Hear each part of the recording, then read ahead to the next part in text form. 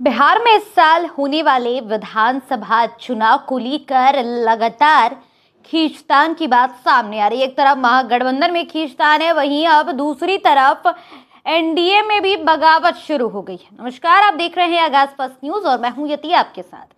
देखिए, पुराने रणनीतिकार बताते हैं कि जब राजनीति की बात आती है तो कोई किसी का नहीं होता है।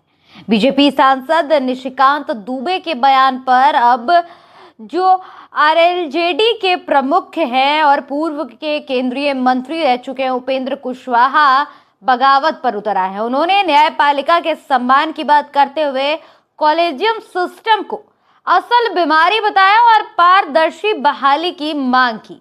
न्यायपालिका और संसद की भूमिका को लेकर उठे सवाल में अब राष्ट्रीय लोक जनता दल यानी कि आरएलजेडी के प्रमुख और पूर्व केंद्रीय मंत्री उपेंद्र कुशवाहा भी कूद पड़े हैं।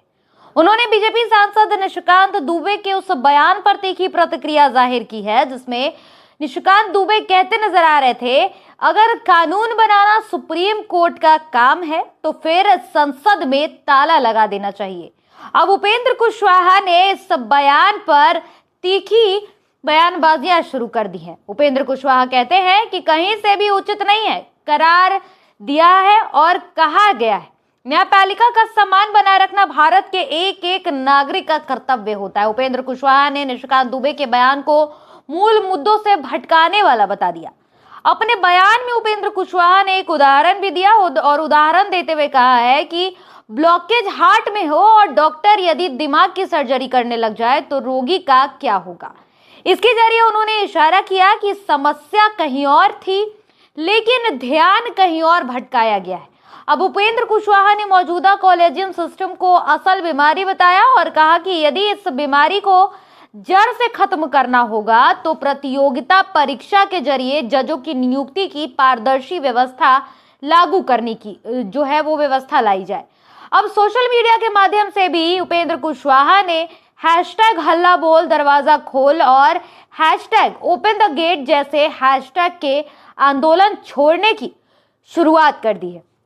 साथ ही ये लिखते नजर आए हैं कि अगर बीमारी की जड़ कॉलेजियम सिस्टम है तो उसे हटाकर न्यायपालिका में पारदर्शी बहाली के लिए हल्ला बोलना होगा। उपेंद्र कुशवाहा का यह बयान न केवल बीजेपी सांसद के बयान पर तीखा प्रहार है बल्कि देश की न्याय व्यवस्था में जो सुधार की बात होती है उसकी जरूरत पर भी एक जोरदार बहस की शुरुआत कर दी गई है।